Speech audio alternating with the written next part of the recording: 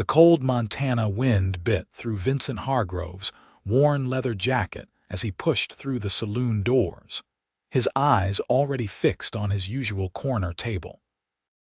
It had been his spot at Lillian's watering hole for the past 8 years, a solitary island in a sea of boisterous miners, cattle hands, and the occasional drifter passing through Silverdale.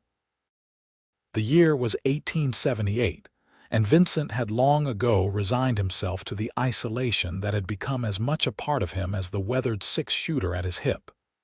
"Evening, Vince," Lillian called from behind the bar, already pouring his usual whiskey without needing to ask. Vincent nodded silently in acknowledgement, his tall frame moving with the easy grace of a man who'd spent most of his life in the saddle. At 34, the lines around his eyes had deepened, partly from squinting against the harsh prairie sun and partly from the weight of memories he carried like unwanted baggage. "Your usual stew's almost ready," Lillian added, sliding the glass across the counter for him to collect. "Much obliged," Vincent replied, his voice rough from disuse. He rarely spoke more than a dozen words a day, and most of those were to his horse, Samson. He settled into his chair, positioning himself as he always did with his back to the wall and a clear view of the entrance. Old habits from his days as a deputy marshal, habits that had kept him alive during those violent years before he'd hung up his badge and retreated to the relative quiet of ranch work. The saloon hummed with the usual evening chatter, but Vincent paid it no mind. He'd perfected the art of being present yet separate, existing in the same space as others without truly joining them. Some of the townsfolk still tried occasionally to draw him into conversation or invite him to join their tables, but most had given up years ago, accepting the silent cowboy as just another fixture of Silverdale, like the old oak tree in the town square or the broken clock on the bank building that had been stuck at 317 for as long as anyone could remember. Lillian brought his stew, a generous bowl of beef, potatoes, and carrots that steamed in the cool evening air. It was the same meal he'd eaten 4 nights a week for years, a routine that provided comfort in its predictability. Vincent nodded his thanks and began to eat, mechanically bringing each spoonful to his mouth while his eyes continued their habitual scan of the room. The doors swung open again, allowing a gust of autumn air to sweep through the saloon. Vincent glanced up, then froze, his spoon halfway to his mouth. She stood in the doorway, a stranger to Silverdale by the looks of her. Her dark green travel dress was finer than what most local women wore, though it showed the dust of the road. A small valise was clutched in her gloved hands, and her chestnut hair was escaping from what had probably been a tidy bun that morning. What caught Vincent's attention most, however, were her eyes, alert, intelligent, and surveying the room with a composure that suggested she was accustomed to entering unfamiliar places alone. The woman approached the bar, speaking briefly to Lillian, who gestured toward the rooms upstairs. The stranger nodded, then turned to scan the room, presumably looking for a place to sit and eat before retiring. The saloon was busier than usual tonight, with most tables occupied by groups of miners celebrating a new silver strike north of town. Vincent watched as the woman's gaze traveled across the room, finally settling on his table, the only one with empty chairs to spare. He quickly looked down at his stew, hoping she would recognize his solitude for the choice it was, and find another arrangement. He felt rather than saw her approach, and suddenly she was standing across from him, her valise placed neatly beside the empty chair. "Excuse me," she said, her voice clear and confident. "Would you mind if I joined you? Everywhere else seems to be taken." Vincent looked up slowly, meeting her eyes. Up close, he could see they were a striking hazel color, with flecks of gold catching the lamplight. He opened his mouth to decline to mumble something about preferring to eat alone, but found himself saying instead, "Suit yourself." Without waiting for further invitation, the woman pulled out the chair and sat down, arranging her skirts with practiced efficiency. "Thank you," she said, extending her hand across the table. "Penelope Greenfield. I've just arrived on the afternoon stage." Vincent stared at her hand for a moment before briefly taking it in his much larger one. "Vincent Hargrove." "A pleasure, Mr. Hargrove," she replied, seemingly unperturbed by his curtness. Lillian approached with surprising speed, carrying a plate of the same stew and a cup of tea. "Here you are, Miss Greenfield. Will there be anything else?" "This looks perfect, thank you," Penelope replied with a warm smile that transformed her travel-weary face. Vincent returned to his stew, determined to finish quickly and escape this unexpected intrusion into his routine. But Penelope Greenfield seemed equally determined not to eat in silence. "Is the stew always this good?" she asked after her first spoonful. "It's exactly what I needed after that dreadful stagecoach ride. I swear, the roads get worse the further west one travels." Vincent glanced up. "Lillian's stew is reliable." "High praise indeed," Penelope said with a slight quirk of her lips that suggested she found his brevity amusing rather than off-putting. "And what brings you to Silverdale, Mr. Hargrove? Are you a rancher?" "Yes," he replied, wondering why he didn't simply ignore her questions. Something about her direct gaze made that seem impossible. "Small spread about 5 miles east. Cattle, mostly. Some horses." Penelope nodded as if he'd shared something profound instead of the most basic facts about his livelihood. "I've always admired those who work the land. It takes a special kind of perseverance." Vincent grunted noncommittally and took a drink of his whiskey. "I suppose you're wondering what brings me to Silverdale," she continued, undeterred by his lack of enthusiasm for conversation. "Hadn't given it much thought," Vincent replied, though it was a lie. He had been wondering exactly that. "I'm here to take over the schoolhouse," Penelope said, her chin lifting slightly as if expecting challenge. "I understand the previous teacher left rather abruptly last spring." Vincent remembered the incident well enough. Jacob Parker had been caught in a compromising position with the widow Miller and had fled town before her brothers could make good on their threats. The school had been closed since May, with various townswomen taking turns watching the children during the day so their mothers could work. "Town needs a teacher," Vincent acknowledged, surprising himself by offering more than the minimum response. "So I've been told. I received the offer by telegraph last month. It was rather sudden, but—" She hesitated, something flickering across her face before she continued. A change of scenery seemed appropriate. Vincent recognized that look, someone running from something, or perhaps someone. He'd seen it often enough during his deputy days, and he'd worn it himself when he'd first arrived in Silverdale. "Silverdale's quiet enough," he said, finishing his stew and pushing the bowl away. "Most of the time." "That's precisely what I'm hoping for," Penelope replied, her voice softening, "although I'm beginning to wonder if it might be too quiet." "You're the first person I've had a proper conversation with since Denver, and I'm doing most of the talking." Vincent almost smiled at that. Almost. "Not much for conversation." "So I've gathered," Penelope said, but her tone held no judgment.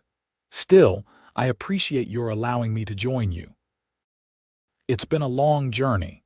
Vincent nodded, then reached for his hat, which had been resting on the table beside him.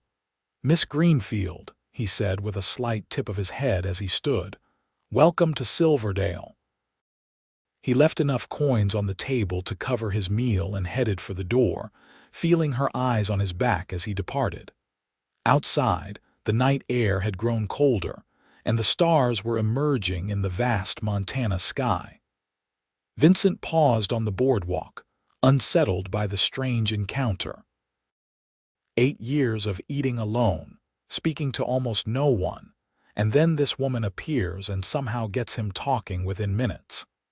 It wasn't just that she was beautiful, though she certainly was, but something in her direct, unaffected manner had bypassed his usual defenses. Vincent shook his head as if to clear it. It didn't matter.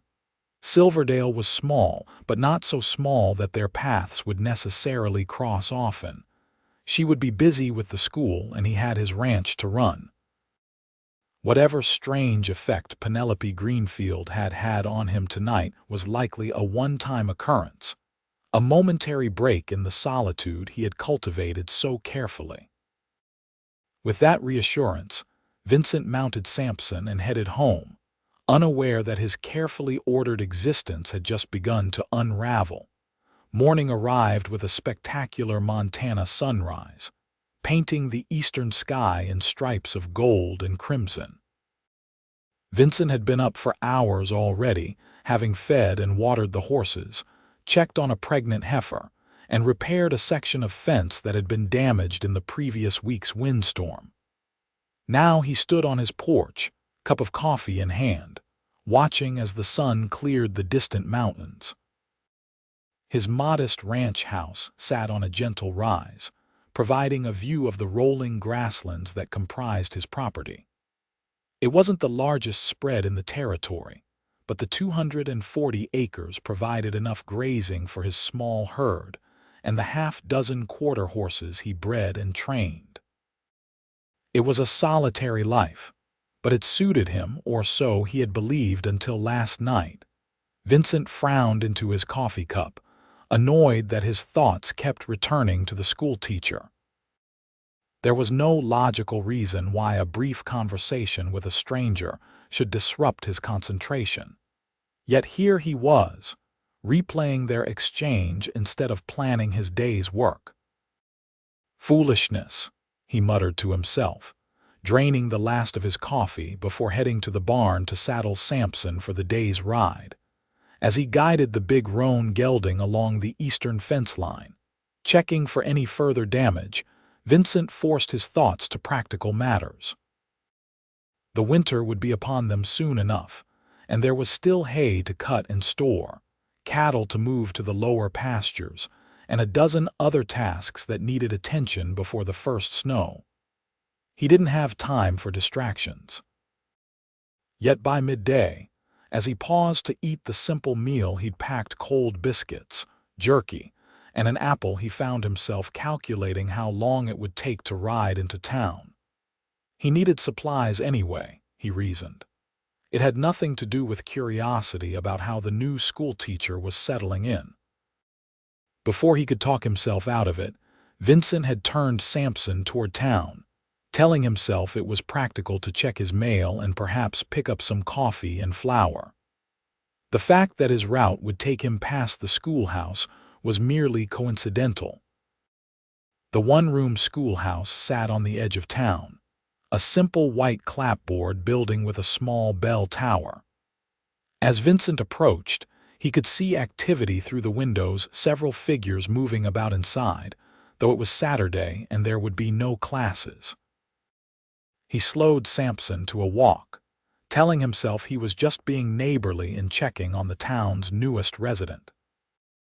Through the open door, he could see Penelope standing on a chair, attempting to reach a high shelf while an older woman, Martha Jenkins, who ran the general store, stood nearby holding what appeared to be a stack of books.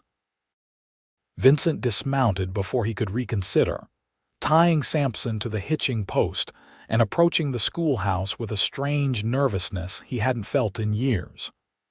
"Afternoon," he said, stopping in the doorway.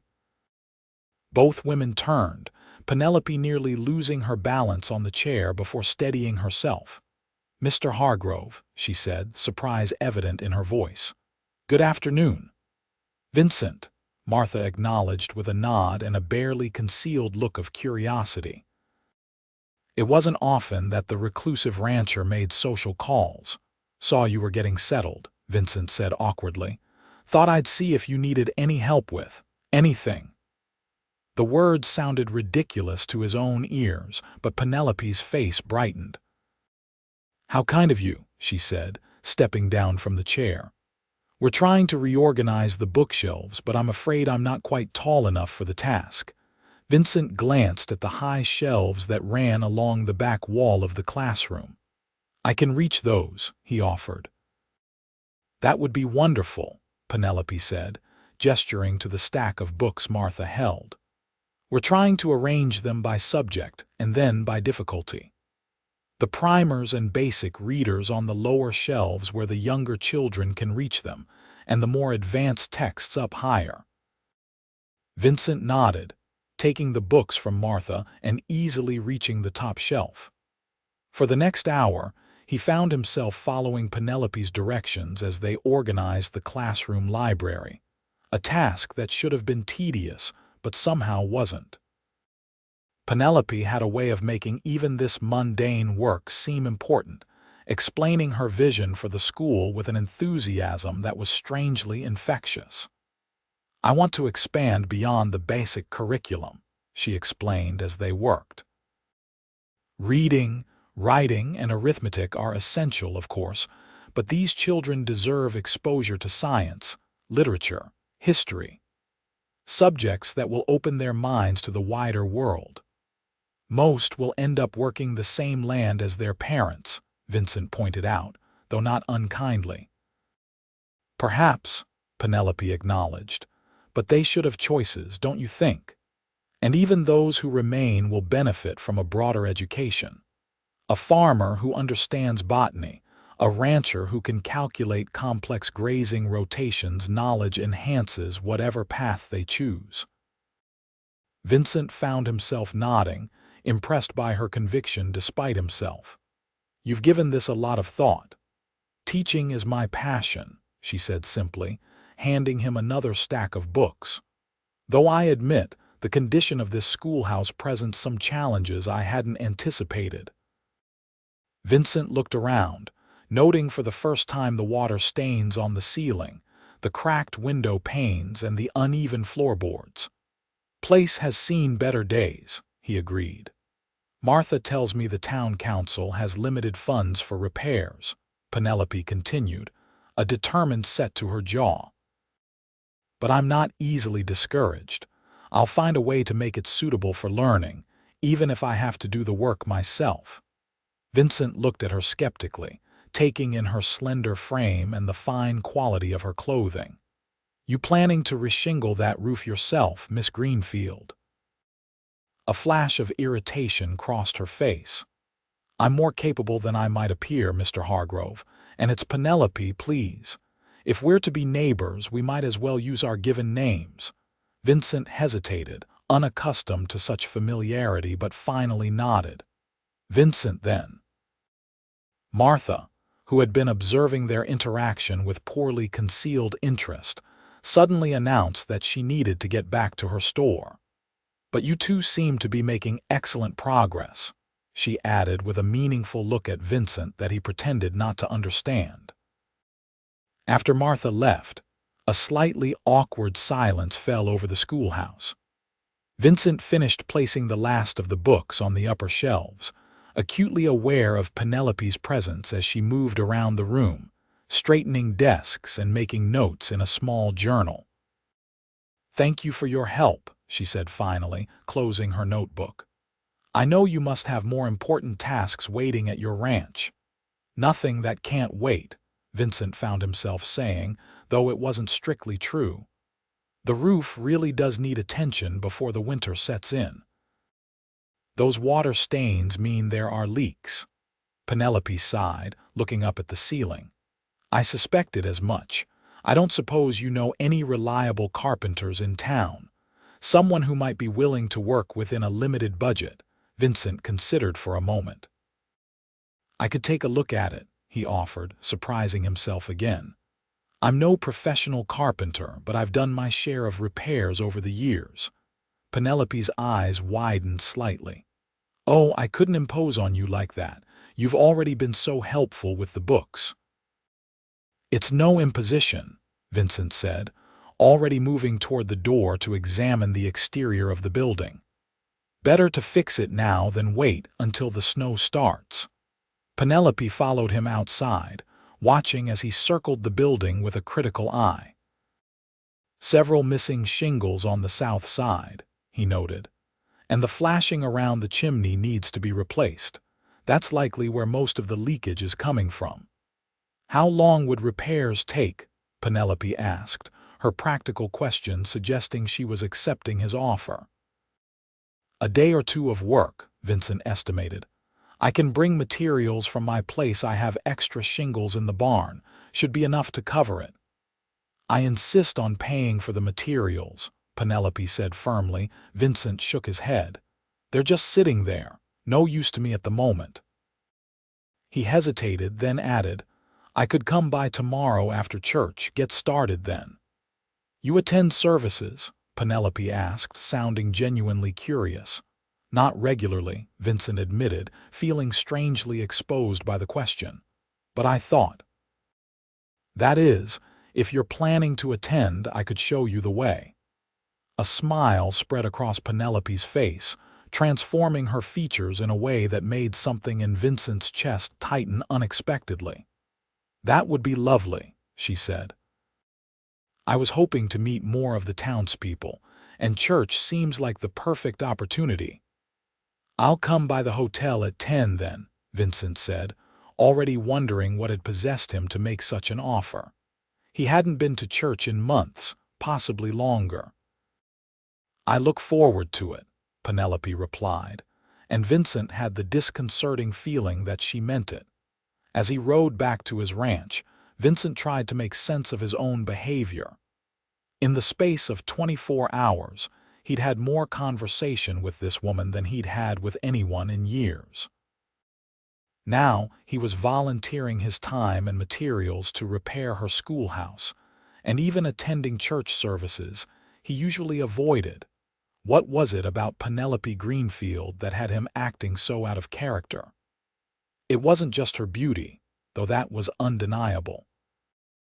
There was something about her directness, her passion for her work, the way she looked at him as if she actually saw him, not just the silent, standoffish figure most of the town had learned to ignore.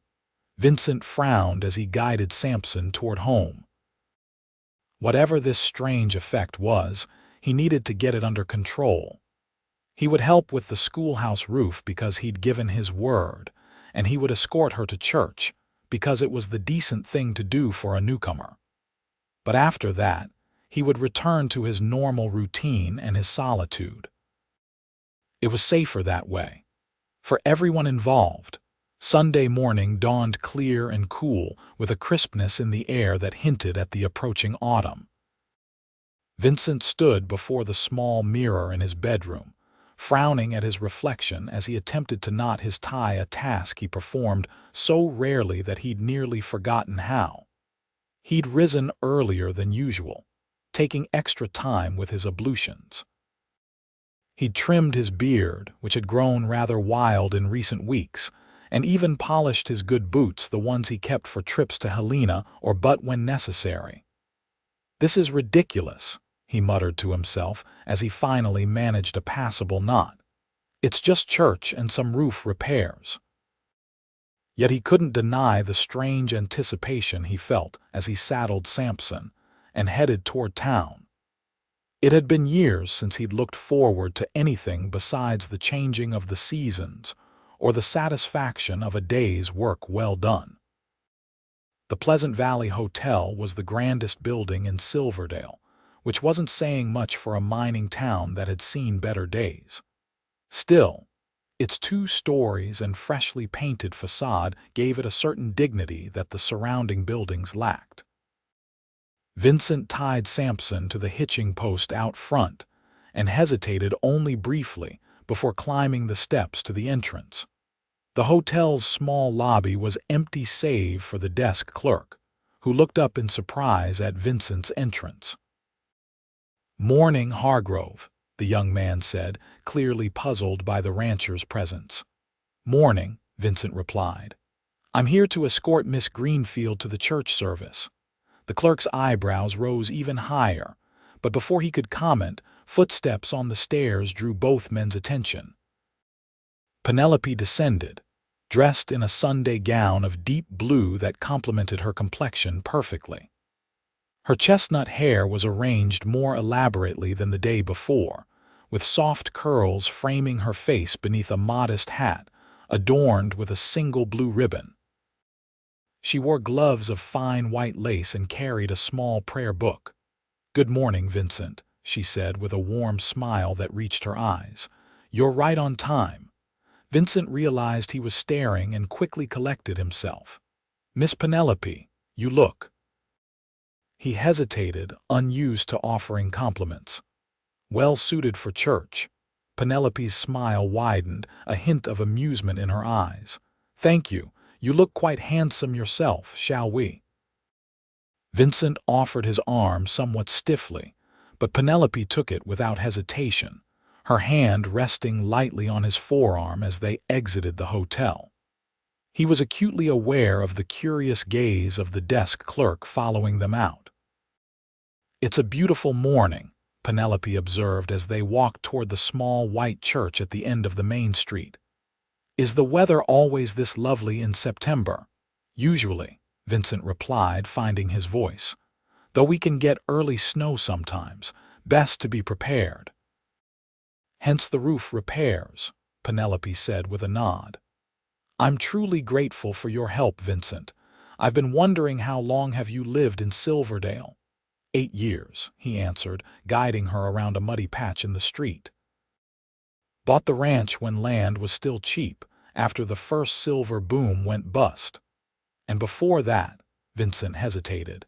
His past wasn't something he discussed, ever, but Penelope's question seemed born of genuine interest rather than mere curiosity. "I was a deputy U.S. Marshal," he said finally.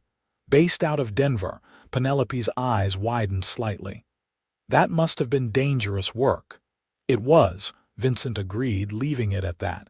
To his relief, Penelope didn't press for details. "I came from Boston," she offered instead. "I taught at a girls' academy there for 4 years after completing my own education."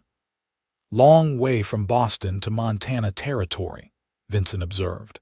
Something flashed across Penelope's face, a shadow of whatever she was running from, Vincent suspected. "Yes, well, I was ready for a new challenge," she said, her tone suggesting she'd prefer not to elaborate. Vincent nodded, respecting her reticence. Everyone had parts of their past they'd rather not discuss. He, of all people, understood that. They reached the church, just as the bell began to ring, joining the stream of townsfolk making their way inside. Vincent was uncomfortably aware of the curious glances and whispered comments their arrival together generated. He'd never escorted anyone to church or anywhere else in all his years in Silverdale. Reverend Walsh, a kindly man in his 60s with wispy white hair and perpetually smudged spectacles, greeted them at the door. "Vincent Hargrove, what a pleasant surprise," he said, extending his hand. "It's been some time since we've seen you at services." Vincent shook the offered hand, mumbling something about being busy at the ranch. "And this must be our new schoolteacher," the Reverend continued, turning to Penelope with a warm smile. "Miss Greenfield, welcome to our community. We're blessed to have someone of your qualifications join us." "Thank you, Reverend," Penelope replied. "I'm looking forward to meeting everyone and beginning classes next week." "We'll make a formal introduction after the service," Reverend Walsh promised. "For now, please find a seat. We're about to begin." Vincent led Penelope to a pew near the back, his usual spot on the rare occasions he attended. As they settled in, he was hyper-aware of the sideways glances from the congregation and the whispered conversations behind raised hymnals. Lillian caught his eye from across the aisle and gave him a knowing smile that made him want to sink through the floorboards. Martha Jenkins was there as well, already deep in conversation with the butcher's wife. both of them shooting not-so-subtle looks in his direction. Penelope seemed oblivious to the stir they were causing, her attention focused on the simple altar at the front of the church. Vincent found himself studying her profile, the delicate curve of her jaw, and the way her eyelashes cast tiny shadows on her cheeks. There was a serenity about her in this moment, as if the church offered her a respite from whatever troubles had driven her west. The service itself passed in a blur for Vincent. He stood and sat at the appropriate times, mumbled along with the hymns, and tried not to fidget during Reverend Walsh's sermon about community and supporting one another in times of need. All the while, he remained acutely conscious of Penelope beside him, the subtle scent of lavender that emanated from her, the way her shoulder occasionally brushed against his arm. True to his word, after the final blessing, Reverend Walsh called Penelope to the front of the church and formally introduced her to the congregation. She spoke briefly but eloquently about her excitement to begin teaching and her hopes for the school year ahead. The townspeople seemed genuinely pleased to welcome her, with several parents approaching afterward to introduce themselves and their children. Vincent hung back, uncomfortable with the social aspect of church attendance that he usually avoided. He was considering making a quiet exit when Penelope caught his eye across the crowd and made her way back to his side. "Ready to look at that roof?" she asked with a smile that suggested she understood his discomfort and was offering an escape. Vincent nodded gratefully. "I brought some tools in my saddlebags," he said. "We can walk over now if you're ready." They made their way through the dispersing crowd, pausing occasionally as Penelope was introduced to more townspeople. Vincent noticed the curious glances that followed them, but Penelope handled the introductions with grace, always including him in the conversation, despite his monosyllabic responses. By the time they reached the schoolhouse, Vincent had been introduced to more people in one morning than he'd met in the past year. It was exhausting, but he found himself admiring Penelope's social ease and genuine interest in each person she met. "You're good with people," he observed as they approached the schoolhouse. Penelope glanced at him in surprise. "Thank you. It's part of being a teacher, I suppose. Children or adults, everyone wants to be seen and heard." She paused, then added, "Even those who pretend otherwise." Vincent felt a flush creep up his neck, sensing she was referring to him. Rather than respond, he busied himself with retrieving his tools and conducting a more thorough examination of the roof. "I'll need to borrow a ladder," he said after circling the building. "There's one behind the livery stable that Simmons lets me use sometimes. I'll be back shortly." The rest of the day passed in steady work. Vincent repaired the damaged sections of the roof while Penelope continued organizing the classroom below. Occasionally, she would bring him water or ask his opinion on where to place a map or chart, but mostly they worked in companionable silence, each focused on their tasks. Late in the afternoon, as the sun began its descent toward the western mountains, Vincent replaced the last shingle and climbed down from the roof. His shirt was damp with sweat despite the cool air, and his muscles ached pleasantly from the physical labor. Penelope met him at the schoolhouse door, offering a dipper of cool water from the bucket she'd drawn from the well behind the building. "The inside ceiling still looks dry after all your hammering," she said. "I think that's a promising sign." Vincent drank deeply, then wiped his mouth with the back of his hand. "Should hold through the winter now," he agreed.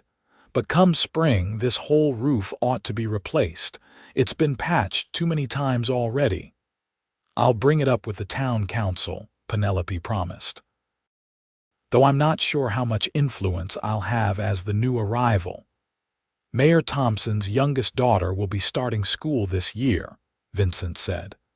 "Make sure she learns her letters quickly, and you'll have all the influence you need." Penelope laughed, a rich, genuine sound that caught Vincent by surprise. "I'll keep that in mind," she said. "Political strategy through penmanship lessons." Vincent found himself smiling in response, another rare occurrence. "Might work better than you think." They stood in the doorway as the golden late afternoon light bathed the schoolyard. Vincent was reluctant to leave, though he had no reason to stay now that the repairs were complete. "Would you like to have dinner?" Penelope asked suddenly. "At the hotel dining room." "As a thank you for all your help today." Vincent hesitated.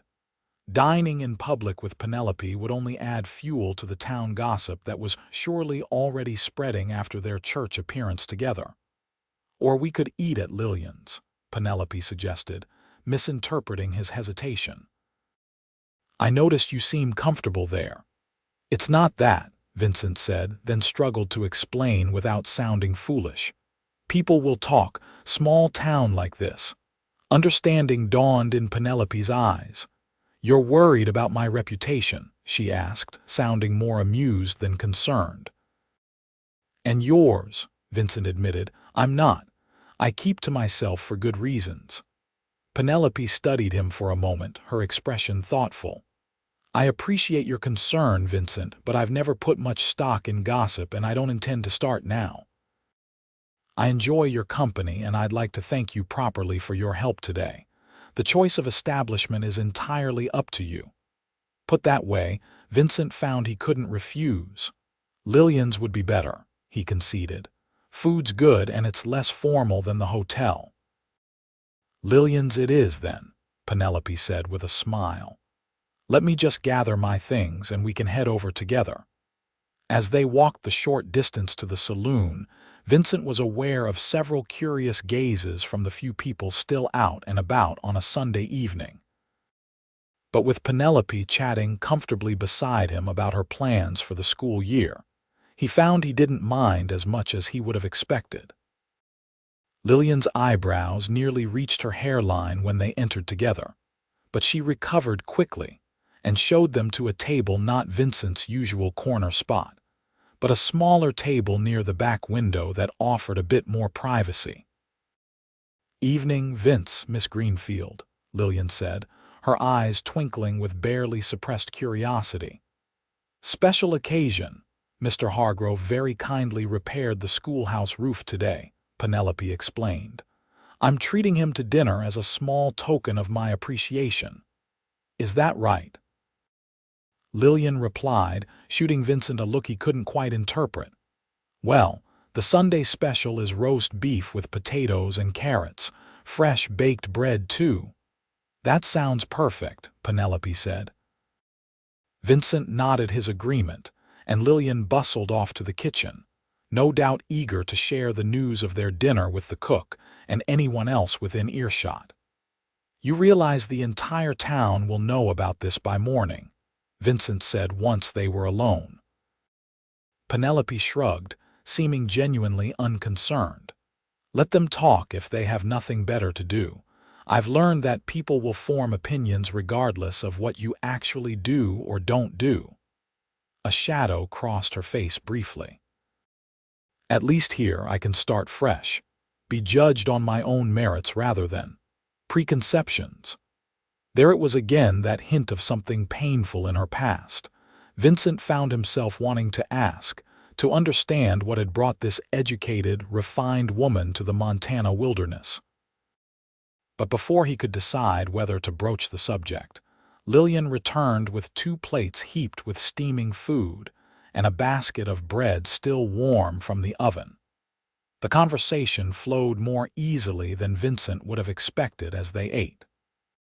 Penelope asked about his ranch, showing genuine interest in his breeding program for quarter horses and his experiments with different grazing rotations for his cattle.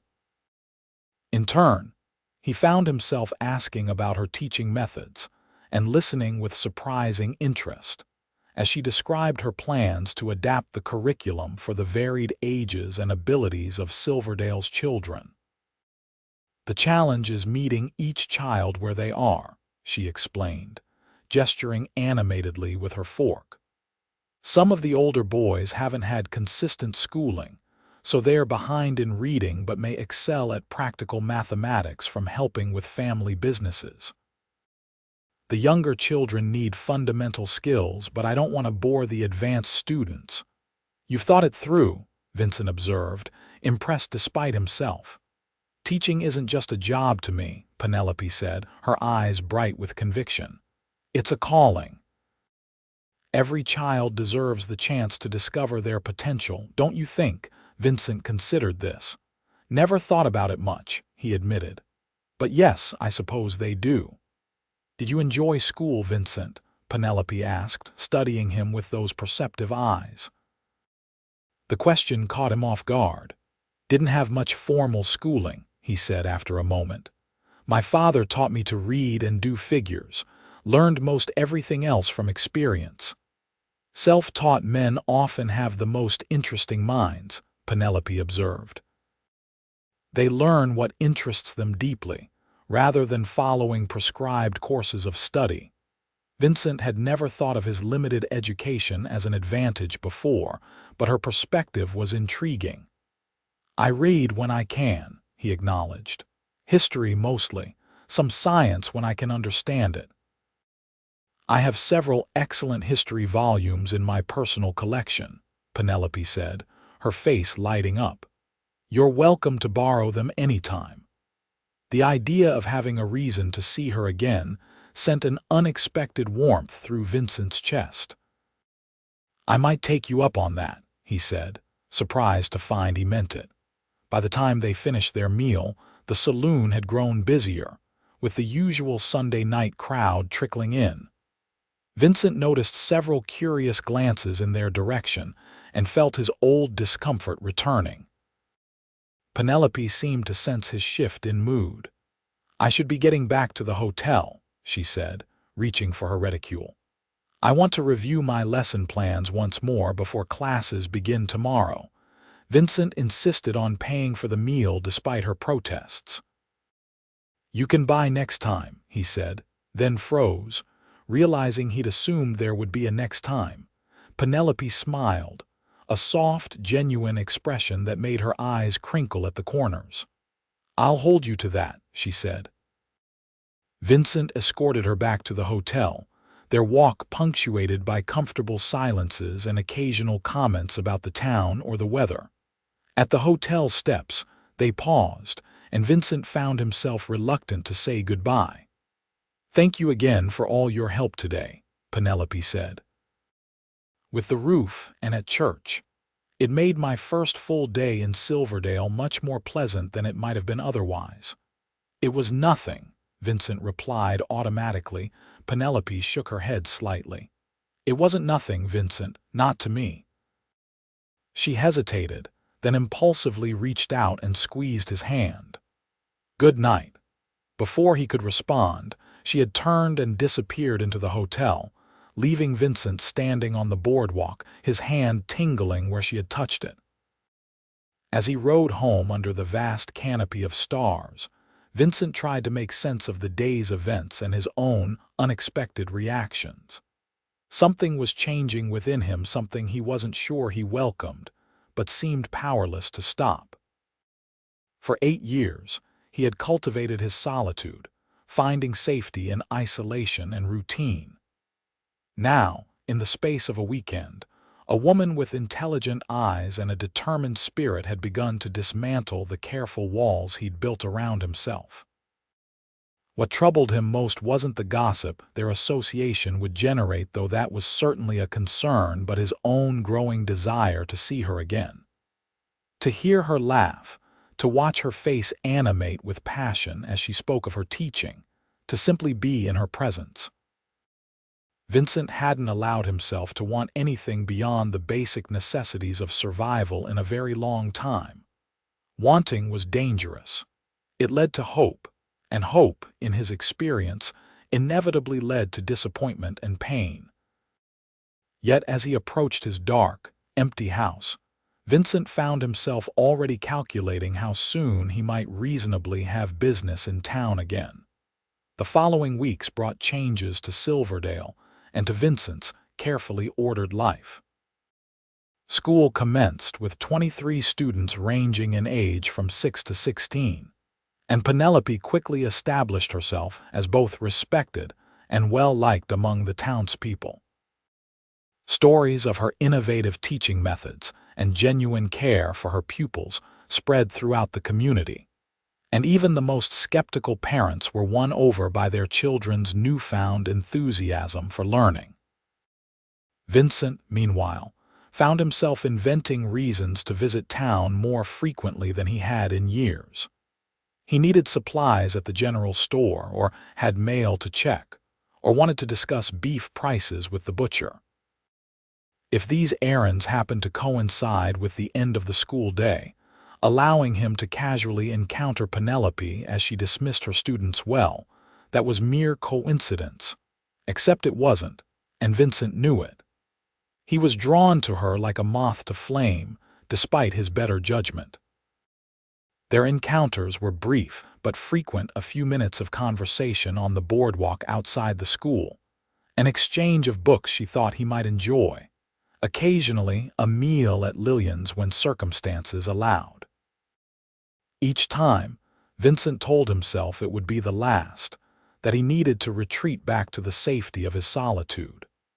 Each time, he found himself riding back to town a few days later, anticipation building at the thought of seeing her smile when she noticed him waiting. The town, predictably, buzzed with speculation about the nature of their relationship. Vincent overheard whispered conversations that fell silent when he entered rooms, noticed the knowing looks exchanged between shopkeepers, and endured Lillian's increasingly pointed comments about settling down and not getting any younger. For her part, Penelope seemed either oblivious to or unconcerned by the gossip. She treated Vincent with the same warm friendliness she showed to everyone, though he sometimes caught her watching him with an expression he couldn't quite decipher when she thought he wasn't looking. By mid-October, the first frost had come and gone. The aspens had turned golden, and Vincent had given up pretending his trips to town were for any purpose other than seeing Penelope. They had fallen into a comfortable routine of sorts. He would meet her after school on Wednesdays and Fridays. They would walk together while she told him about her day, and occasionally they would share a meal at Lillian's. They had not, however, progressed beyond this cautious friendship. Vincent maintained a careful distance, physically if not emotionally, and Penelope seemed to respect the boundaries he established. If she wondered about his reticence, she didn't ask, and he was grateful for her discretion. Until one Wednesday afternoon in late October, when everything changed. Vincent arrived at the schoolhouse at the usual time, tying Sampson to the hitching post and nodding to the parents who were gathered to collect their younger children. He had brought a book to return, a volume on the Civil War that Penelope had lent him the previous week, and was looking forward to discussing it with her. But as the students streamed out of the building, chattering excitedly about the upcoming Halloween festivities, Penelope didn't appear in the doorway as she usually did. Vincent waited, watching as the schoolyard gradually emptied of children and parents, but still, she didn't emerge. Concerned, he approached the schoolhouse and knocked on the open door. "Penelope," he called, peering inside. He found her sitting at her desk, her face pale and her hands trembling slightly as she clutched a letter. When she looked up, there was a flash of something like fear in her eyes before she composed herself. "Vincent," she said, quickly folding the letter and tucking it into a drawer. "I'm sorry, I lost track of time." "Is everything all right?" he asked, alarmed by her evident distress. "Yes, of course," she replied, but her smile didn't reach her eyes. "Just some news from back east. Nothing important." Vincent knew she was lying but didn't press. Everyone was entitled to their secrets. He certainly had his. "I brought back your book," he said instead, placing the volume on her desk. It was interesting. I hadn't realized how complex the supply logistics were during the war. Penelope seemed grateful for the change of subject. Military history often overlooks those practical aspects, she agreed, rising from her desk with what appeared to be an effort to appear normal. Would you like to walk for a while? I could use some fresh air. They left the schoolhouse together, walking in the direction of the creek that ran along the eastern edge of town. Vincent noticed that Penelope was unusually quiet, her usual animated descriptions of her days teaching absent. Something in the letter had deeply unsettled her. When they reached the creek, Penelope stopped, staring at the water rushing over the smooth stones. The afternoon sunlight filtered through the nearly bare branches of the cottonwoods that lined the bank, dappling her face with shifting patterns of light and shadow. "Vincent," she said finally, still looking at the water rather than at him, "may I ask you something personal?" He tensed but nodded. "You can ask." She turned to face him then, her expression serious. "Why did you leave your position as a marshal? What brought you to Silverdale?" The question hit him like a physical blow. It was the one topic he had carefully avoided in all their conversations, and he suspected she had chosen it deliberately to deflect from whatever was troubling her. "That's not a simple story," he said after a long moment. "Few important stories are," Penelope replied softly. "But I've shared a meal with you at least a dozen times now, and I realize I know almost nothing about your life before Silverdale, while you've heard countless details about my childhood in Boston, my education, my previous teaching position." She hesitated. "I find I want to know you better, Vincent. The real you, not just the quiet rancher everyone in town sees." Vincent looked away, focusing on the distant mountains. Part of him wanted to retreat, to make some excuse and leave before this conversation went any further. But a stronger part, a part that had been growing steadily since the night Penelope had sat down at his table, without asking, wanted to trust her with the truth. "I wasn't just a deputy marshal," he said finally, his voice low. "I was part of a special detail assigned to track down the Blackwell gang after they robbed the Denver Mint in '68. Penelope's eyes widened slightly, but she remained silent, allowing him to continue at his own pace. "We tracked them for months, across Colorado and into Wyoming. Finally cornered them in a small town called Bitter Creek." Vincent paused, the memories flooding back with painful clarity. "It was supposed to be a clean operation. We had the building surrounded, civilians cleared out. But Blackwell had a hostage we didn't know about, a young woman who worked at the local hotel." Vincent closed his eyes briefly, seeing again the terrified face of the girl who couldn't have been more than 17. "Things went wrong. Shots were fired. The girl was hit, along with two of my fellow deputies and Blackwell himself." "Oh, Vincent," Penelope whispered, her hand instinctively reaching for his before she caught herself and pulled back. "The deputies recovered," Vincent continued, his voice flat. "Blackwell died.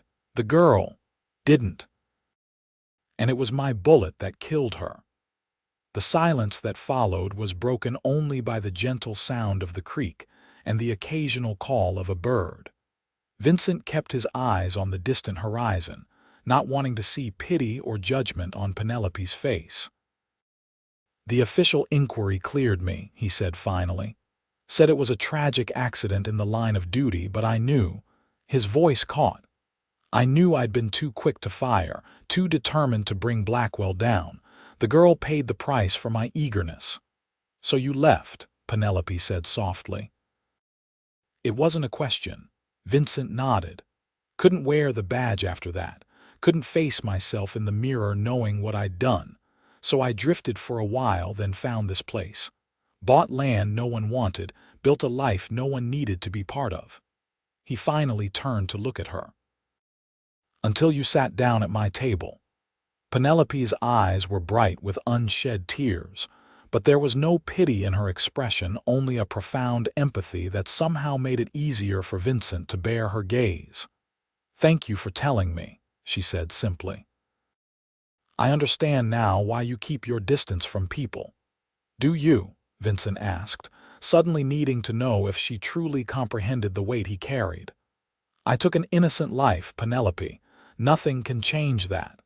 "No," she agreed, surprising him with her directness. "Nothing can change what happened. But you've punished yourself for 8 years, Vincent. You've denied yourself human connection, friendship, any chance at happiness. Isn't that enough?" Vincent had no answer for that. No one had ever challenged his self-imposed isolation so directly before. "We all make mistakes," Penelope continued, her voice gentle but firm. "Some have more terrible consequences than others, it's true. But locking yourself away doesn't honor that girl's memory. Living a full life, being of service to others, making the world better in whatever ways you can, that might." Her words struck him with unexpected force, challenging beliefs he had held for so long they had become part of his identity. Before he could formulate a response, Penelope spoke again, her tone shifting. "I left Boston because I was accused of impropriety," she said, the words coming quickly as if she feared losing her courage. "A student's father, a powerful man with political ambitions, developed an interest in me that I did not reciprocate. When I rejected his advances, he claimed I had behaved inappropriately with his 17-year-old son, who was in my literature class." Vincent felt a surge of anger on her behalf. "That's why you came all the way out here?" Penelope nodded, her eyes downcast. The headmistress knew the accusations were false, but the man's influence was considerable. "She suggested it might be best for all concerned if I sought a position elsewhere, preferably far away." She looked up, meeting Vincent's gaze squarely. "The letter I received today was from a former colleague. The man in question is considering a run for Congress, and apparently there are rumors he may try to discredit any potential sources of scandal preemptively. You think he might come after you, even here?" Vincent asked, his protective instincts flaring. "I don't know," Penelope admitted, worry evident in her expression. "It seems unlikely he would bother tracking me to Montana territory, but the very possibility is unsettling." Vincent found himself taking a step closer to her, the urge to shield her from this unseen threat overwhelming his usual caution about physical proximity. "You're safe here," he said firmly. "Whatever reputation this man has, it doesn't extend to Silverdale. And if he or anyone acting on his behalf ever did show up, they'd have me to deal with." A small, grateful smile curved Penelope's lips. "Thank you, Vincent. That means more than you know," she sighed, glancing back toward town. "I should probably be getting back. I have papers to grade before tomorrow." As they walked back toward the schoolhouse, Vincent was acutely aware of how much had changed between them in the space of their conversation. They had each revealed vulnerabilities, shared secrets they kept from the rest of the world. It created an intimacy that both exhilarated and terrified him. At the schoolhouse door, Penelope paused, turning to face him. "Will I see you Friday?" she asked, a hint of uncertainty in her voice that hadn't been there before. Vincent knew he should pull back, retreat to the safety of his isolation. Their mutual confidences had brought them too close, too quickly. But looking at her brave, forthright Penelope with her quiet strength and gentle challenge, he found he couldn't bear the thought of withdrawing again. "Yes," he said simply. "I'll be here." The smile that illuminated her face was like sunrise breaking over the mountains, and Vincent felt something shift inside him, a loosening of the tight knot of guilt and grief he had carried for so long. It wasn't gone, might never be gone entirely. But for the first time in 8 years, Vincent allowed himself to consider the possibility that Penelope might be right, that perhaps he had punished himself enough. As November progressed, bringing colder temperatures and the first light snowfall to Silverdale, Vincent and Penelope's relationship deepened in ways both subtle and profound. Their Wednesday and Friday meetings continued, but now included longer walks despite the chill in the air, more frequent dinners at Lillian's, and increasingly personal conversations. Vincent found himself sharing stories of his childhood in Missouri, his years as a young deputy in Denver, even fond memories of his parents, both long deceased. Penelope, in turn, spoke more freely of her own past, her scholarly father, who had encouraged her education at a time when many men still believed women had no business in academia. Her decision to pursue teaching rather than marriage to the banker's son her mother had favored, her dreams of someday starting a school of her own.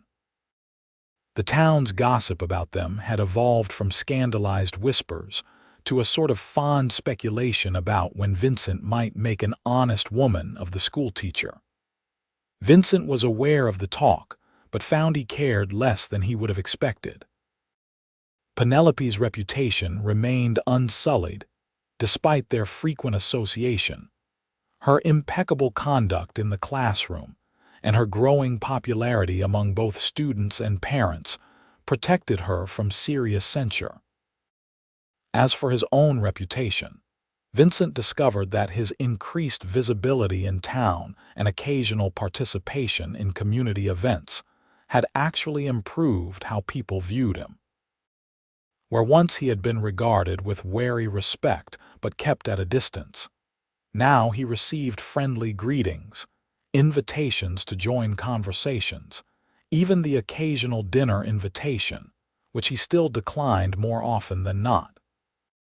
The approaching Thanksgiving holiday brought a flurry of activity to Silverdale. The schoolchildren were preparing a pageant under Penelope's direction. The ladies' auxiliary was organizing a community dinner at the church, and the general mood was one of anticipation for the festivities. Vincent found himself drawn into the preparations almost against his will. Penelope needed help constructing simple sets for the pageant, and somehow this led to him spending several evenings at the schoolhouse, sawing and hammering while she directed her students in rehearsals. "You're good with them," Vincent observed one evening as the last of the children departed, leaving them alone to finish a painted backdrop of Plymouth Rock. "Even the troublemakers listen to you." Penelope smiled, wiping a smudge of paint from her cheek and inadvertently leaving another in its place. "There are no troublemakers, Vincent, only children whose energy needs proper direction."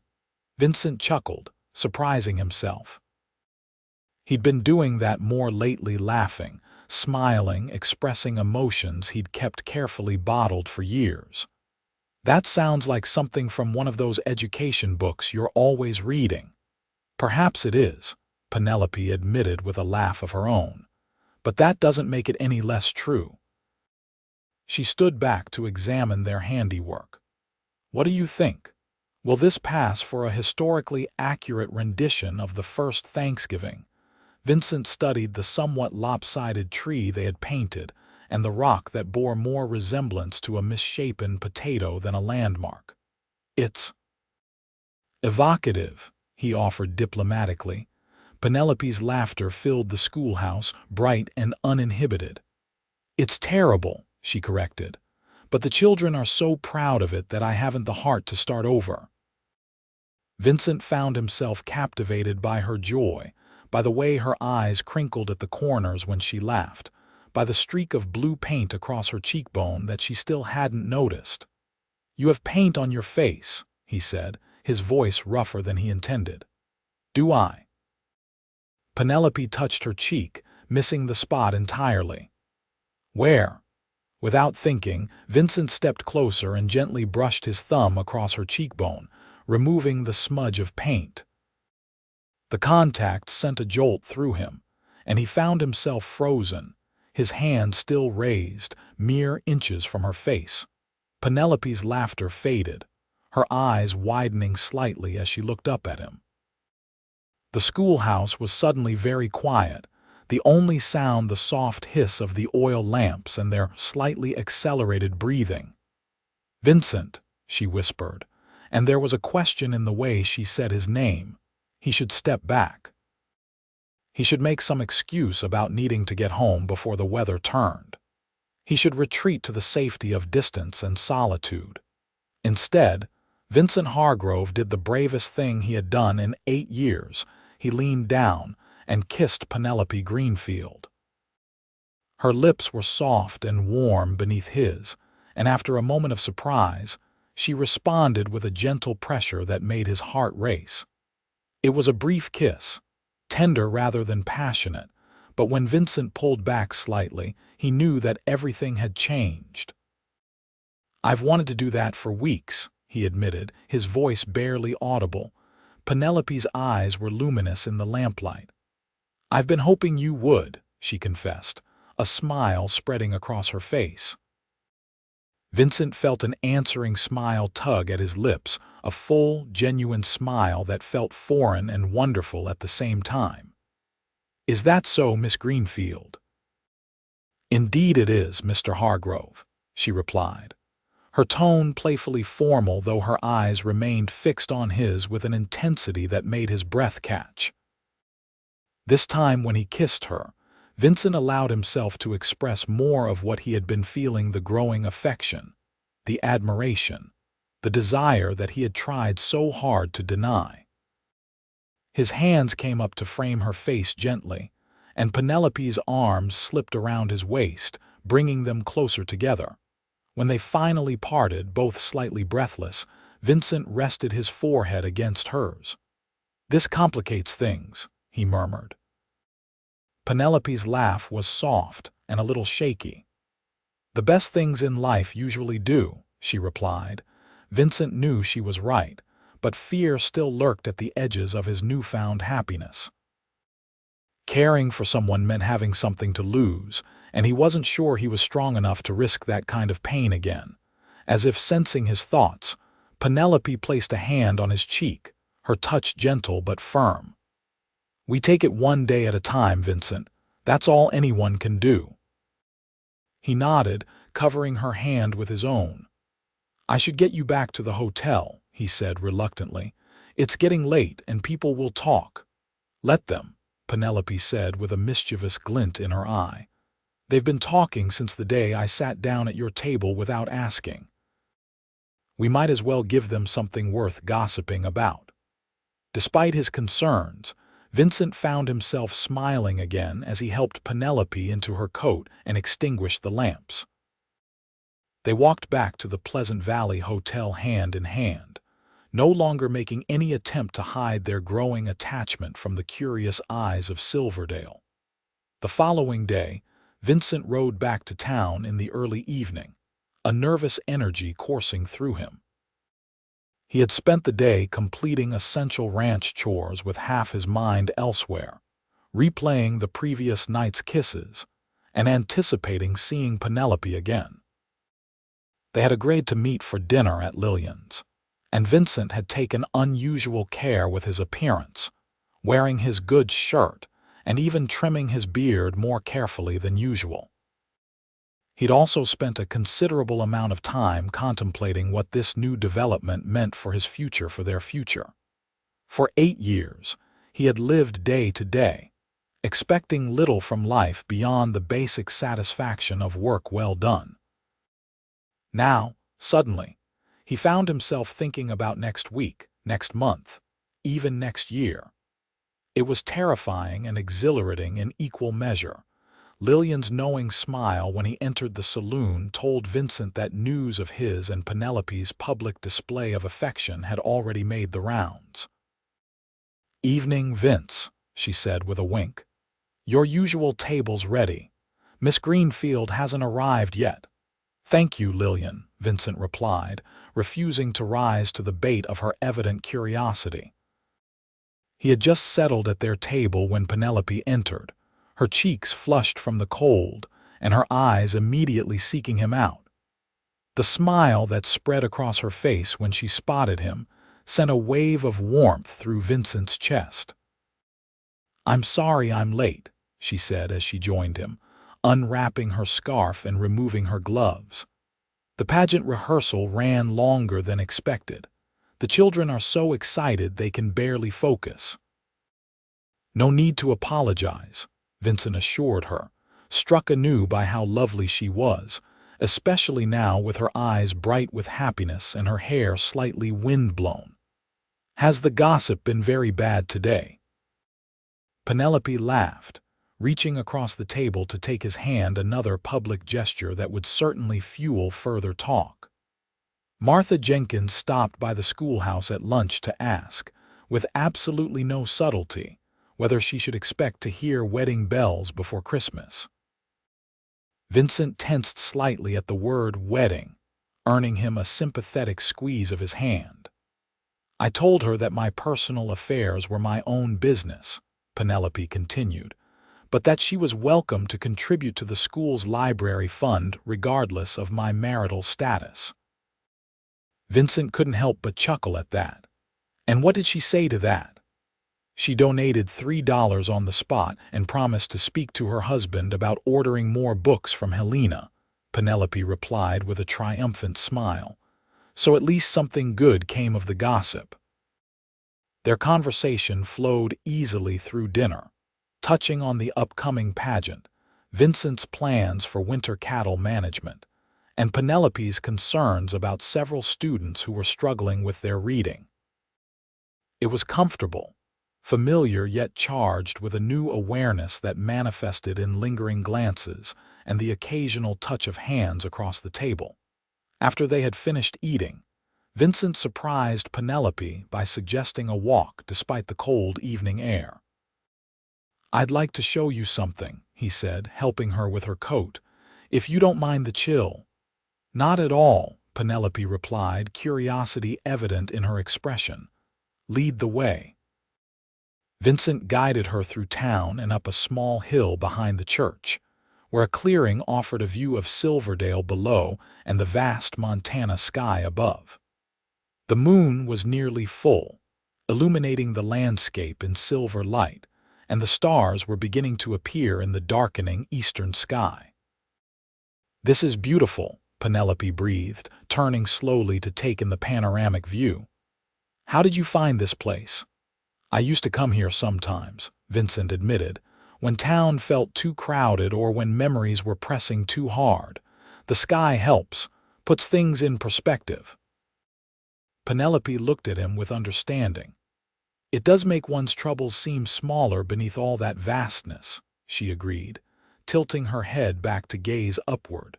Vincent watched her, struck by how right she looked standing there in the moonlight, her breath forming small clouds in the cold air. He had brought her here with a purpose, one that had been forming in his mind all day, though he hadn't fully acknowledged it until now. "Penelope," he said softly, drawing her attention back to him, "I'm not good with words, never have been." She turned to face him fully, her expression attentive. "You do just fine, Vincent." He shook his head slightly. "What I'm trying to say is, you've changed things for me, changed me." He took a deep breath, forcing himself to continue despite the vulnerability it required. "For 8 years I ate alone, kept to myself, punished myself for past mistakes. Then you sat down at my table without asking, and somehow, everything shifted." Penelope's eyes were soft in the moonlight, encouraging him to continue. "I don't know what the future holds," Vincent said honestly.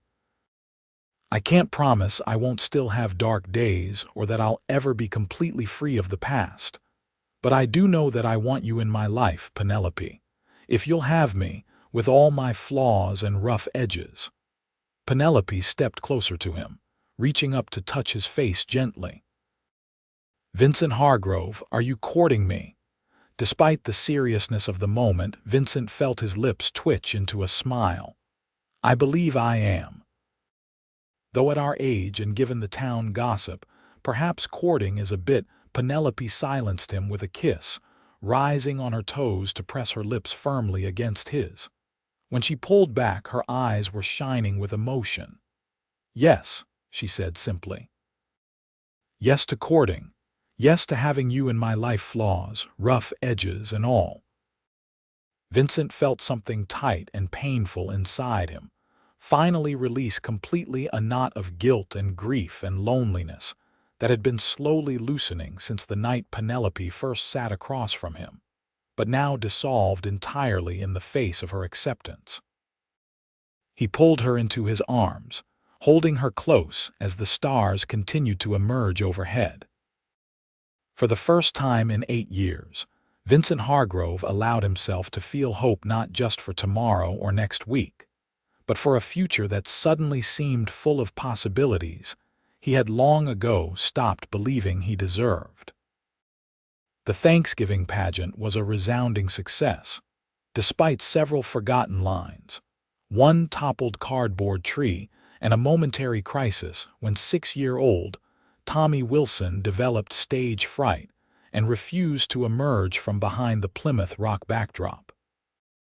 Penelope had handled each mishap with grace and encouragement, and by the final bow, the assembled parents and townspeople were on their feet applauding enthusiastically. Vincent, who had never attended such an event before, found himself unexpectedly moved by the simple performance and the obvious pride on the children's faces. He had helped build the sets, had listened to Penelope describe each child's progress during rehearsals, and somehow, without quite realizing it, had become invested in the outcome. "They were wonderful," he told Penelope afterward, as parents collected their costumed offspring and offered their congratulations to the teacher. "They were, weren't they?" Penelope agreed, her face glowing with pride. Even Tommy eventually found his courage. "He had a good teacher," Vincent said, allowing himself to reach out and briefly squeeze her hand, no longer concerned about who might be watching. Their courtship had progressed steadily over the past weeks, becoming something of an accepted fact in Silverdale. They still faced the occasional raised eyebrow or whispered comment, particularly from those who remembered Vincent's years of reclusiveness. But for the most part, the townspeople had adjusted to seeing them together. The community Thanksgiving dinner that followed the pageant was held in the church basement, with long tables arranged end to end and laden with dishes contributed by nearly every household in town. Vincent, who had brought a haunch of venison he had hunted the previous week, found himself seated beside Penelope near the head table, where Reverend Walsh offered a blessing before the meal began. It was the first time Vincent had participated in such a gathering since arriving in Silverdale, and he was surprised to find he enjoyed it more than expected. The food was excellent, the atmosphere warm and festive, and Penelope's presence beside him made even the most banal small talk with neighbors bearable. "You know," Martha Jenkins said as she passed Vincent the cranberry sauce, "we've been neighbors for 8 years, and I believe this is the first proper conversation we've had." Vincent accepted the dish with a nod. "Likely so." "It's good to have you joining us," Martha continued with a meaningful glance at Penelope. "A man shouldn't always eat alone." Vincent caught Penelope's eye, sharing a private smile at Martha's transparent reference to their first meeting. "No," he agreed softly, "he shouldn't." Later, as the gathering began to disperse, with families heading home to continue their celebrations in private, Reverend Walsh approached Vincent and Penelope. "Miss Greenfield, the pageant was a triumph," the Reverend said warmly. "You've done wonders with those children in such a short time." "Thank you, Reverend," Penelope replied. "They worked very hard." "And Vincent," the older man continued, turning his attention to the rancher, "it's good to see you participating in the community again. Your absence has been felt these past years." Vincent shifted uncomfortably, unused to such direct acknowledgement of his self-imposed isolation. "Thank you for including me," he said simply. The Reverend's eyes twinkled knowingly. "I suspect the inclusion was Miss Greenfield's doing rather than mine, but I'm grateful for it nonetheless." He paused, then added in a more serious tone, "The past can be a heavy burden, my friend. I'm glad to see you finding ways to set it down, at least for a time." Before Vincent could respond to this unexpected insight, the Reverend had moved on to speak with other departing guests, leaving him to wonder how much the older man had intuited about his history. "He's more perceptive than I gave him credit for," Vincent murmured to Penelope as they collected their coats. "Most people are if you give them a chance," she replied, her tone gentle rather than reproachful. "You're not the only one with sorrows or regrets, Vincent. Everyone carries something." Vincent considered this as they stepped out into the cold November evening. The snow that had been threatening all day had finally begun to fall, large flakes drifting lazily in the light of the street lamps. "Would you like to come to the ranch for dinner tomorrow?" he asked suddenly, the invitation taking shape as he spoke. "I could show you the place. It's nothing fancy, but—" "I'd love to," Penelope said, her face lighting up at the suggestion. "Truly." "I'll come fetch you around noon, then," Vincent said, a strange mix of nervousness and anticipation building in his chest at the thought of bringing Penelope into his private world. "If the weather permits." "Even if it doesn't," Penelope replied with a determined smile. "A little snow won't deter me." Vincent believed her. In the months since her arrival, he had learned that very little deterred Penelope Greenfield once she set her mind to something. It was one of the many qualities he admired about her quiet persistence, her willingness to face challenges head-on, her unshakable belief that most problems could be solved with sufficient thought and effort. They parted at the hotel with a brief but tender kiss, mindful of the occasional passerby despite their increasingly open relationship. As Vincent rode home through the gently falling snow, he found himself looking at his ranch with fresh eyes, imagining how Penelope would see it. The house was sturdy but plain, built for function rather than beauty.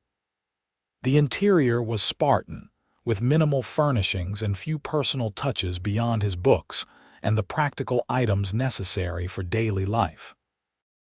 It reflected the man he had been for 8 years, someone getting by, existing rather than living. By the time he reached home, Vincent had mentally cataloged a dozen improvements he wanted to make before Penelope's visit. But as he unsaddled Samson and prepared for bed in the quiet house, he realized that what mattered wasn't the appearance of his home but the fact that, for the first time in nearly a decade, he wanted to share it with someone. That night, Vincent slept more soundly than he had in years, his dreams free of the nightmares that had haunted him for so long. Instead, he dreamed of Penelope's smile, of children's laughter, of a future that no longer seemed impossible. The snow continued through the night, blanketing Silverdale and the surrounding countryside in 6 inches of pristine white. Vincent was up before dawn as usual, tending to his livestock and clearing a path from the house to the barn. The day was crisp and bright, the sky a brilliant blue above the snow-covered landscape. By mid-morning, he had finished his essential chores and turned his attention to the house, building up the fire in both the kitchen stove and the main fireplace, sweeping the floors, and even placing a jar of pine branches on the table in a makeshift attempt at decoration. At 11, he hitched his best horses to the sleigh he rarely used, brushing down the bay geldings until their coats gleamed in the winter sunlight. The sleigh had been an impulsive purchase years ago, acquired when he bought the ranch from its previous owner. But it had sat in the barn for most of that time, a relic of a more sociable life he had abandoned. Vincent felt almost boyishly nervous as he drove into town. The sleigh's runners cutting smooth tracks through the fresh snow, and the horses' harness bells creating a cheerful jingling that seemed at odds with his usual solitary journeys. A few townsfolk out clearing their walks paused to wave or call greetings, clearly surprised to see the reclusive rancher in such festive conveyance. Penelope was waiting on the hotel porch when he arrived, wrapped in her warmest coat and a bright red scarf that brought color to her wind-kissed cheeks. Her eyes widened with delight at the sight of the sleigh. "Vincent," she exclaimed as he helped her up onto the seat. "This is marvelous. I had no idea you owned a sleigh." "Haven't used it in years," he admitted, tucking a heavy wool blanket around her legs before climbing up beside her. "Seemed appropriate for the occasion." Penelope's smile was radiant as she settled beside him, close enough that he could feel the warmth of her through their layers of winter clothing. "It's perfect," she declared. "I've always loved sleigh rides, though it's been years since my last one." The journey to the ranch was pleasant despite the cold, with Penelope alternately admiring the snow-covered landscape and asking questions about landmarks they passed. Vincent found himself pointing out features he normally took for granted: the creek that ran through his property, the stand of pines where he sometimes hunted, the distant mountains that formed the backdrop to his daily life. When they crested the final rise and his ranch came into view, Vincent felt a moment of uncertainty. Would Penelope be disappointed by the modesty of his home? He had built a good life here, but it was simple, unadorned, much like himself. "Oh, Vincent," Penelope said softly, leaning forward to better see the ranch spread out before them. "It's lovely." He glanced at her, trying to gauge her sincerity, and was struck by the genuine appreciation in her expression as she took in the neat buildings, the smoke rising from the chimney, the horses moving about in the corral beside the barn. "It's not much," he began, but Penelope shook her head. "It's exactly what I imagined," she said warmly. "Strong, practical, well cared for like its owner." Vincent felt a flush that had nothing to do with the cold creep up his neck at her words. "Let's get you inside where it's warm," he said gruffly, guiding the horses down the slope toward the house. After settling the horses in the barn with fresh hay, Vincent led Penelope to the house, suddenly hyper-aware of every scuff on the porch steps, every weathered board in need of painting. But Penelope seemed to notice none of these flaws as she stepped inside, her attention immediately drawn to the fire crackling in the stone fireplace that dominated the main room. "This is wonderful," she said, moving to warm her hands by the flames. "So cozy and inviting." Vincent watched as she explored the room with interest, examining the bookshelves he had built along one wall, the sturdy wooden furniture, the few personal items he had accumulated over the years. "You have more books than I expected," she observed, running her fingers along the spines of volumes ranging from practical farming guides to histories of the American West. "Reading passes the long winter evenings," Vincent replied, hanging their coats on pegs by the door. "Would you like some coffee? Or tea? I have both." "Coffee would be perfect," Penelope said, still exploring with the curiosity of someone genuinely interested in learning about his life. As Vincent busied himself in the kitchen, he could hear Penelope moving about the main room, occasionally commenting on something she'd discovered: a carved wooden horse he'd made during a particularly harsh winter, a volume of Thoreau she was surprised to find among his collection, the detailed map of the territory he had tacked to one wall. "You really built all this yourself?" she asked when he returned with 2 steaming mugs of coffee. "Most of it," Vincent confirmed, handing her one of the mugs. "The original cabin was here when I bought the place, but I expanded it over the years. Added the proper kitchen, the bedroom at the back, improve the roof. Penelope nodded appreciatively. It's very well done. You could have been a carpenter if ranching hadn't called to you.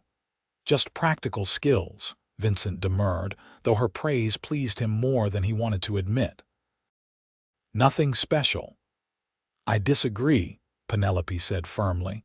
Creating a home, building something with your own hands, that's a special kind of talent, Vincent. They settled before the fire, talking easily as they sipped their coffee. Vincent found himself telling Penelope about his plans for the ranch, the additional acreage he was considering purchasing to the north, his ideas for expanding his horse breeding program, the improvements he wanted to make to the house. I've been thinking about adding a proper porch across the front, he said, surprising himself with how readily these long, dormant ambitions were surfacing in Penelope's presence. With a view of the sunset, and maybe an extra bedroom. He paused, suddenly aware of the potential implications of that last comment. Penelope's eyes met his, a slight flush coloring her cheeks. For guests? She asked softly. Vincent hesitated, then decided to be honest. For whatever the future might bring, he said carefully. The moment hung between them, full of unspoken possibilities. Then Penelope smiled, reaching across to take his hand. I like the sound of that, she said simply. Vincent exhaled slowly, relieved by her response. I should start on dinner, he said, giving her hand a gentle squeeze before standing. Unless you'd like a tour of the property first. The tour can wait until after we eat, Penelope replied practically. It's getting colder out there. Besides, I'd like to help with dinner if you'll let me. Together, they prepared a simple but hearty meal: venison steaks, potatoes, and the last of the carrots from Vincent's small garden, preserved in the root cellar. Vincent was surprised by how natural it felt to move around the kitchen with Penelope, their actions falling into an easy rhythm as if they had been cooking together for years. As they ate at the sturdy oak table Vincent had crafted himself, the conversation turned to the approaching Christmas season and Penelope's plans for her students. I've convinced the town council to allocate funds for small gifts for each child, she explained enthusiastically. Nothing extravagant, a book for the older ones, slates and chalk for the younger children, but something that's truly theirs. That's a fine idea, Vincent said, admiring her dedication to her students. Many of the families here can't afford extras, especially with winter setting in. Exactly, Penelope agreed. Education is about more than just lessons in a classroom. It's about making the children feel valued, giving them tools to succeed. She paused, taking a sip of water. What about you, Vincent? Do you have plans for Christmas? The question caught him off guard.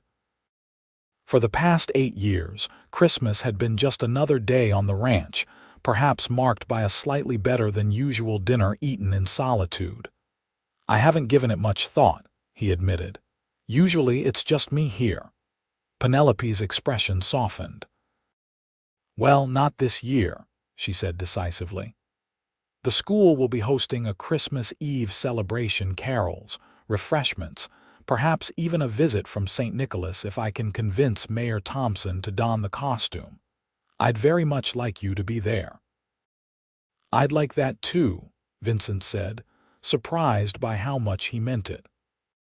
After dinner, despite the falling temperature outside, Vincent showed Penelope around the ranch, pointing out the various outbuildings, the corral where he trained horses, the meadows where his cattle grazed during the warmer months. They ended at the small rise behind the house, where the view stretched for miles across the valley. In spring, this whole area is covered with wildflowers, Vincent told her as they stood side by side, watching the last rays of sunlight paint the snow-covered landscape in shades of pink and gold. Been meaning to build a bench up here. Good place to watch the sunset. Penelope slipped her gloved hand into his. I'd like to see it in spring, she said quietly. Vincent turned to look at her, struck again by how beautiful she was with the sunset reflected in her eyes. "I'd like to show it to you," he replied, his voice rough with emotion.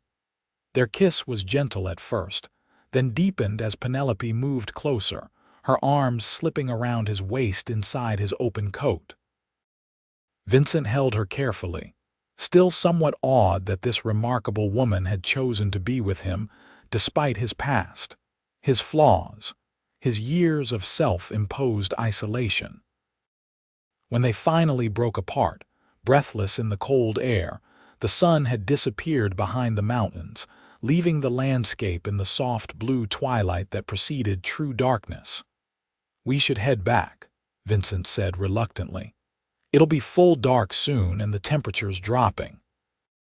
They returned to the house hand in hand, both acutely aware of the growing intimacy between them, but equally conscious of the propriety expected of a schoolteacher and a respected rancher in a small town like Silverdale. As Vincent helped Penelope with her coat and prepared the sleigh for their return journey to town, he found himself contemplating possibilities that would have seemed utterly foreign to him just months ago.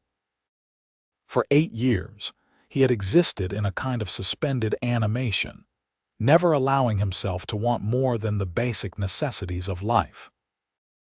Now, suddenly, he wanted everything: a real home filled with warmth and conversation, companionship during the long winter evenings, someone to share both burdens and joys. He wanted Penelope in his life permanently, and the realization was both terrifying and exhilarating.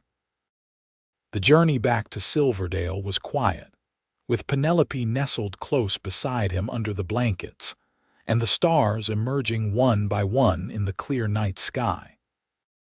The horses knew the way, leaving Vincent free to contemplate the surprising turn his life had taken since the night Penelope had sat down at his table without asking. "Penny for your thoughts," Penelope said softly, breaking the comfortable silence. Vincent smiled at the phrase, one his mother had often used. "Just thinking about how much has changed since you arrived in Silverdale," he admitted. "How much I've changed. For the better, I hope." There was a hint of vulnerability in her question that tugged at Vincent's heart. "Definitely for the better," he assured her. "You made me remember what it's like to be part of the world again, Penelope, to want more than just getting through each day." She leaned her head against his shoulder, a gesture of simple affection that felt profoundly right. "I'm glad," she said softly, "because you've done the same for me." As the lights of Silverdale appeared in the distance, Vincent made a decision that had been forming in his mind throughout the evening. "Would you have dinner with me again tomorrow?" he asked. "At Lillian's." "I'd like to speak with you about something important." Penelope lifted her head to look at him, curiosity evident in her expression. "Of course," she agreed. "Is everything all right?" "Everything's fine," Vincent assured her, squeezing her hand through their gloves. "Better than fine, actually. I just need to organize my thoughts a bit." The truth was, Vincent had realized something during their day together, that the happiness he had found with Penelope wasn't something to be cautiously hoarded or treated as a temporary gift that might be snatched away. It was something to be embraced fully, built upon, made permanent if she was willing. After 8 years of eating alone, of keeping the world at arm's length, Vincent Hargrove was finally ready to claim the future he had denied himself for so long. And if Penelope's response to his dinner invitation the following evening was positive, that future would include asking her to be his wife. The following day passed in a blur of activity for Vincent. After tending to his essential ranch chores, he rode into Helena, the territorial capital, a journey of several hours that he rarely undertook except for absolute necessities. But today's errand was important enough to justify the trip. Helena was bustling with pre-Christmas activity, the streets crowded with wagons and pedestrians despite the cold. Vincent made his way to Goldman's Jewelry, a small but well-respected establishment on Last Chance Gulch.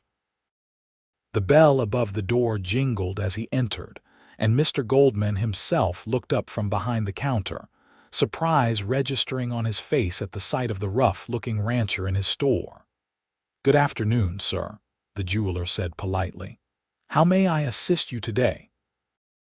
Vincent removed his hat, suddenly acutely aware of his work-worn appearance in the elegant surroundings. "I'm looking for a ring," he said. "An engagement ring." Mr. Goldman's professional demeanor never faltered, though Vincent suspected the man was wondering what kind of woman would accept a proposal from someone who looked like he did. "Of course," the jeweler replied smoothly. "We have several beautiful pieces that might be suitable. Do you have a particular style in mind? Or perhaps a budget?" Vincent had given this considerable thought during the long ride to Helena. "Something elegant but not too showy," he explained. "She's a schoolteacher, practical but with refined taste, and the budget isn't a concern." Mr. Goldman nodded, reaching beneath the counter for a velvet-lined tray containing several rings. "Perhaps something like this," he suggested, pointing to a delicate gold band set with a single modest diamond flanked by two smaller sapphires. Vincent studied it carefully. The design was simple yet beautiful, the stones catching the light without being ostentatious. It reminded him of Penelope, quietly elegant, with hidden depths that revealed themselves only upon closer inspection. "That's the one," he said with certainty. Mr. Goldman smiled, genuinely this time. "You have excellent taste, sir. The sapphires are of particularly fine quality, and the setting is secure enough for daily wear." After the purchase was complete at a price that would have shocked most of Silverdale's residents, but barely dented the savings Vincent had accumulated during his years of solitary living, he carefully tucked the small velvet box into his inside pocket and headed back to his horse. The return journey to Silverdale seemed even longer than the outbound trip, with Vincent alternating between nervous anticipation and quiet confidence. By the time he arrived back at his ranch, twilight was falling and he had just enough time to wash, change into his best clothes, and ride back to town for his dinner with Penelope. Lillian raised an eyebrow at his unusually formal attire when he arrived at the saloon. "Special occasion, Vince?" she asked with a knowing smile. "Might be," he replied cryptically, adjusting his tie. "Is our usual table available?" "Reserved it specially," Lillian assured him. "And I've got a bottle of champagne cooling just in case." Vincent gave her a sharp look. "Is there anyone in this town who doesn't know my business before I do?" Lillian laughed, patting his arm. "It's a small town, Vince, and you haven't exactly been subtle about your feelings for our schoolteacher. Besides, a man doesn't dress up like that for an ordinary dinner." Before Vincent could respond, the saloon doors opened and Penelope entered, looking radiant in a deep green dress he hadn't seen before. Her hair was arranged in a more elaborate style than usual, with soft curls framing her face, and she wore a small pearl pendant at her throat. "You look beautiful," Vincent said as she approached, his voice slightly rough with emotion. "Thank you," Penelope replied with a warm smile. "You look quite handsome yourself. I don't believe I've seen that suit before." "Don't have much occasion to wear it," Vincent admitted, helping her with her chair. "Seemed appropriate tonight." They ordered their meal, a special roast beef that Lillian had prepared specifically for the occasion. It seemed, and fell into easy conversation about their respective days. Vincent carefully omitted any mention of his trip to Helena, saying only that he had been busy with ranch matters. As they finished their dessert apple pie with fresh cream, Vincent found his nervousness returning. The small box in his pocket seemed suddenly very heavy, and he wondered if he was moving too quickly, if Penelope would think him presumptuous.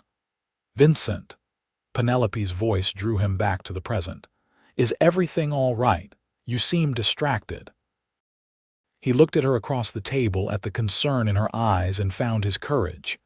Everything's fine, he assured her. Better than fine. He took a deep breath. I wanted to talk to you about something important. I'm listening, Penelope said softly, her full attention on him. Vincent reached across the table to take her hand. These past few months have been unexpected, he began. When you sat down at my table that first night, I had no idea how much my life was about to change. Penelope's expression softened, her fingers tightening slightly around his. For 8 years I ate alone, Vincent continued. Kept to myself. Thought that was all I deserved after what happened in Wyoming. He paused, gathering his thoughts. But you showed me there could be more, that maybe I'd punished myself long enough. He took another deep breath, acutely aware that several nearby tables had gone suspiciously quiet, their occupants no doubt straining to hear the unusually lengthy speech from the normally taciturn rancher. What I'm trying to say is, you've brought light back into my life, Penelope. Purpose. Joy. Things I thought were gone forever. Vincent reached into his pocket with his free hand, withdrawing the small velvet box. I know we haven't known each other long by some standards, but I feel like I've been waiting for you my whole life without realizing it. Penelope's eyes widened as she registered what was happening, her lips parting slightly in surprise. Vincent opened the box, revealing the ring nestled inside. Penelope Greenfield, would you do me the honor of becoming my wife? There was a moment of complete silence in the saloon as everyone waited for her response. Penelope's eyes filled with tears, but her smile was radiant as she nodded. Yes, she said, her voice clear and certain. Yes, Vincent, I will marry you. A cheer erupted from the surrounding tables as Vincent slipped the ring onto Penelope's finger with slightly trembling hands. He barely registered the congratulatory calls and applause. His attention focused entirely on the woman before him and the future they would build together. Lillian appeared with the promised champagne, popping the cork with practiced ease and pouring 2 glasses. To the happy couple, she announced, raising her own glass. May your tables always have room for one more. The toast was echoed around the room, and Vincent found himself surrounded by well-wishers, people he had kept at arm's length for years, now clapping him on the back and offering congratulations. It was overwhelming, but also strangely warming to realize how many people seemed genuinely happy for them. When they finally escaped the impromptu celebration and stepped out into the cold night air, Vincent pulled Penelope close, needing a moment of privacy after the public proposal. I hope you don't mind that it wasn't more private, he said, suddenly concerned that he had misjudged. I thought about waiting until we were alone, but... Penelope silenced him with a kiss, standing on tiptoe to press her lips firmly against his. It was perfect, she assured him when they parted. Absolutely perfect. I wouldn't change a thing. Vincent studied her face in the moonlight, still somewhat amazed that this remarkable woman had agreed to share her life with him. Neither would I, he said softly. They walked back to the hotel hand in hand, discussing practical matters like when they might hold the wedding. Sooner rather than later, they agreed. And where they would live. The ranch, of course, though Penelope would continue teaching at least until the end of the school year. At the hotel steps, Vincent kissed her again, more thoroughly this time. Reverend Walsh will be pleased, he murmured when they finally separated. He's been dropping hints for weeks. Penelope laughed, her eyes sparkling in the lamplight. Martha Jenkins will be insufferable, she countered. She'll claim credit for the match somehow, I'm certain of it. Let her, Vincent said, surprised to find he truly didn't mind. As long as I get to wake up beside you for the rest of my life, the whole town can gossip all they want. Penelope's expression softened at his words. "I love you, Vincent Hargrove," she said simply. "I think I have since that very first night when you looked so dismayed at my sitting down at your table but couldn't bring yourself to send me away." "I love you too," Vincent replied, the words coming easily now, though he had never expected to say them to anyone again. "More than I can say." As he rode home later that night, Vincent felt a lightness in his spirit that he hadn't experienced in more than 8 years. The weight of guilt and grief that had been his constant companions for so long hadn't disappeared entirely. Perhaps it never would, but it had been balanced by something equally powerful. Hope. Hope for the future, for happiness, for a life filled with love and purpose. The lonely cowboy who had eaten alone for years had finally found the missing piece that made him whole again. And it had all begun because a determined schoolteacher had sat down without asking. The wedding took place on Christmas Eve afternoon, just before the school's holiday celebration. It was a simple ceremony in the church, attended by most of Silverdale's residents and officiated by a beaming Reverend Walsh, who declared it the happiest duty of his ministerial career. Penelope wore a deep blue dress rather than traditional white, with a crown of holly berries and evergreen sprigs in her hair instead of a veil. Vincent, in his good suit freshly pressed for the occasion, found himself tongue-tied at the sight of her walking toward him down the short aisle on the arm of Mayor Thompson, who had volunteered to give her away. Their vows were brief but heartfelt, with Vincent surprising everyone, including himself, by speaking clearly and confidently as he promised to love, honor, and cherish Penelope for all the days of his life. When the Reverend finally pronounced them husband and wife, the cheer that went up from the congregation nearly lifted the roof. The celebration moved directly to the schoolhouse, where the planned Christmas festivities became a combined holiday and wedding reception. The children performed their carefully rehearsed carols. Mayor Thompson indeed appeared as St. Nicholas, his natural girth requiring minimal padding, and presents were distributed to the delighted students. Throughout it all, Vincent found himself watching his new wife. The word still sounded strange but wonderful in his mind as she moved among her pupils, and the townspeople with the grace and warmth that had first drawn him to her. Occasionally their eyes would meet across the crowded room, and the smile they shared was intimate despite the public setting. As the evening wound down and families began to depart for their own Christmas celebrations, Lillian approached the newlyweds with a knowing smile.